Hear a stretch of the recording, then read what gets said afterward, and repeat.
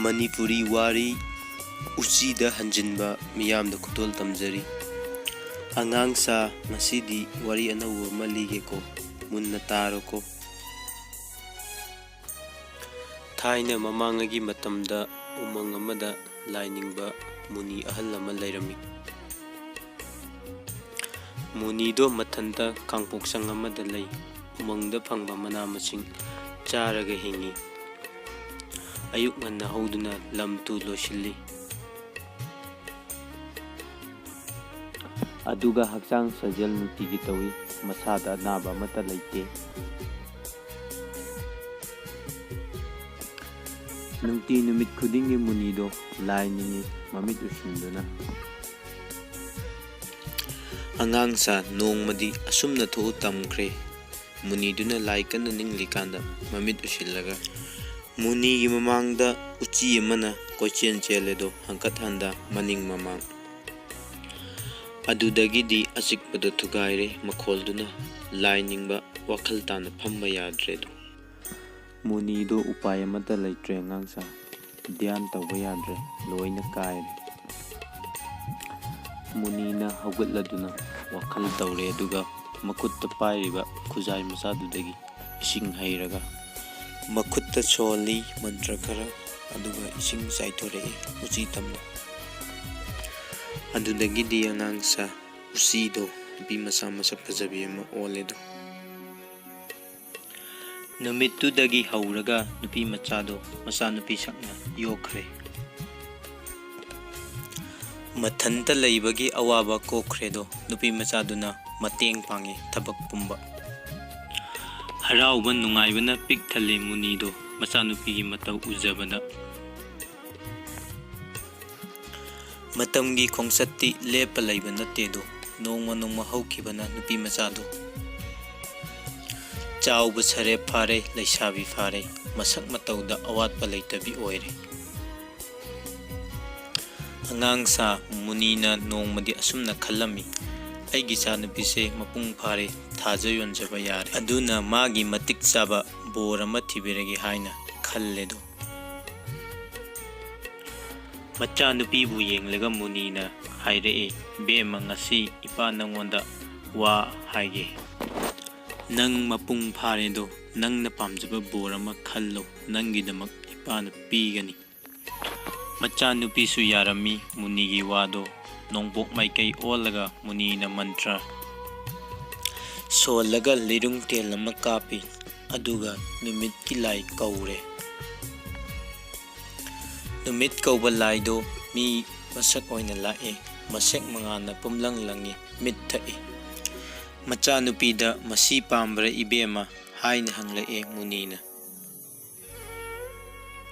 Angang sa masa nupi paukumpire baba ay pamjadi mit yamna thai.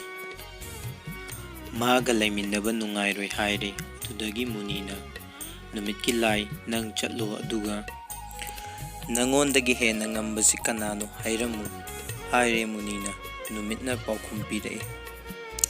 Aingondagi ngambadi nongi si hairaga chatkre numit.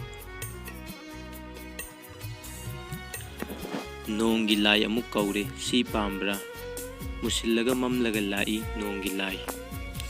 Macha nupina pamde chotkani haire amuk maga laiminaba ngamoi baba. Chap manana munina wahang hangye nongda nangondagi ngambase kanano. Aingondagi ngambadi nungsitni si hairamaga chatkre nong.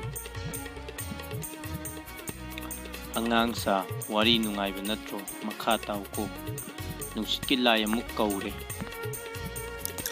Nungsit ti sapu kali nungsit mayam sitlaga humlaga lae ko ngawido. Ibema si pambra pamde ko yam na ngawi baba.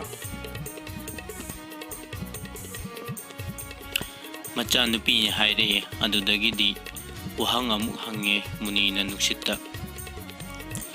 Nangondagi ngambasi kanano aingondagi ngambadi chingni. Si hairamaga chatkre hantakti angang sa singilay kaure. ꯆꯤꯡꯒꯤ ꯂꯥꯏ ꯃꯆꯨ ꯋꯥꯎꯏ ꯋꯥꯡꯏ ꯁꯤ ꯄꯥꯝꯕ꯭ꯔꯥ ꯍꯥꯏꯅ ꯍꯪꯉꯤ ꯃꯨꯅꯤꯅ꯫ ꯃꯆꯥꯅꯨꯄꯤꯅ ꯄꯥꯝꯗꯦ ꯃꯆꯨ ꯋꯥꯎꯏ ꯍꯩꯅꯗꯦ ꯍꯥꯏꯔꯤ꯫ ꯑꯗꯨꯗꯒꯤꯗꯤ ꯑꯉꯥꯡꯁꯥ ꯃꯨꯅꯤꯅ ꯋꯥꯍꯪ ꯑꯃꯨꯛ ꯍꯪꯉꯦ ꯆꯤꯡꯗ, ꯅꯉꯣꯟꯗꯒꯤ ꯉꯝꯕꯁꯦ ꯀꯅꯥꯅꯣ? ꯆꯤꯡꯅ ꯈꯨꯝꯃꯛꯑꯦ, ꯑꯩꯉꯣꯟꯗꯒꯤ ꯉꯝꯕꯗꯤ ꯎꯆꯤꯅꯤ, ꯃꯥꯅ ꯑꯩꯕꯨ ꯍꯨꯠꯇꯣꯛꯄ ꯉꯝꯃꯦ꯫ ꯁꯤ ꯍꯥꯏꯔꯝꯃꯒ ꯆꯤꯡ ꯆꯠꯈ꯭ꯔꯦꯗꯣ꯫ ꯃꯨꯅꯤꯅ ꯑꯔꯣꯏꯕꯗ ꯎꯆꯤ ꯄꯥꯈꯪ ꯑꯃ ꯀꯧꯔꯦꯗꯣ꯫ ꯃꯁꯛ ꯃꯇꯧ ꯌꯥꯝꯅ ꯐꯖꯩ, ꯃꯆꯤꯟꯕꯥꯜꯁꯦ ꯉꯥꯡꯇꯛ ꯇꯧꯏ, ꯌꯦꯡꯕꯗ ꯄꯨꯛꯅꯤꯡ ꯍꯨꯕ ꯍꯥꯏꯕꯗꯣ ꯑꯣꯏꯈ꯭ꯔꯦ꯫ ꯃꯆꯥꯅꯨꯄꯤꯗꯣ ꯅꯨꯡꯁꯤꯕ ꯄꯣꯛꯈ꯭ꯔꯦ ꯎꯆꯤꯗ꯫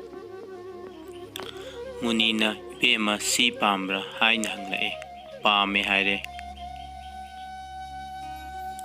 ꯃꯆꯥꯅꯨꯄꯤꯅ ꯐꯔꯦ ꯑꯗꯨꯗꯤ ꯅꯪꯅ ꯄꯥꯝꯕꯁꯦ ꯄꯤꯔꯒꯦꯀꯣ꯫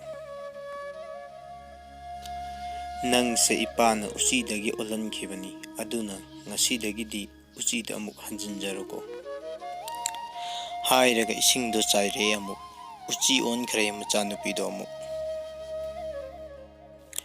ꯃꯆꯥꯅꯨꯄꯤꯗꯣ ꯎꯆꯤ ꯄꯥꯈꯪꯗ ꯊꯥꯖꯈ꯭ꯔꯦ, ꯅꯨꯡꯉꯥꯏꯅ ꯄꯥꯟꯈ꯭ꯔꯦꯗꯣ ꯑꯉꯥꯡꯁꯥ꯫ ꯋꯥꯔꯤ ꯂꯣꯏꯔꯦ ꯑꯉꯥꯡꯁꯥ, ꯃꯁꯤꯅꯤꯀꯣ ꯎꯆꯤꯗ ꯍꯟꯖꯤꯟꯕ ꯍꯥꯏꯕꯁꯦ꯫ ꯆꯠꯂꯣ ꯆꯠꯂꯣ꯫ ꯃꯅꯤꯄꯨꯔꯤ ꯋꯥꯔꯤ ꯆꯦꯅꯦꯜ ꯑꯁꯤꯕꯨ ꯅꯨꯡꯁꯤꯕꯤꯌꯨ, ꯁꯕꯁꯀ꯭ꯔꯥꯏꯕ ꯇꯧꯕ ꯀꯥꯎꯕꯤꯒꯅꯨ꯫ Thanks four washing.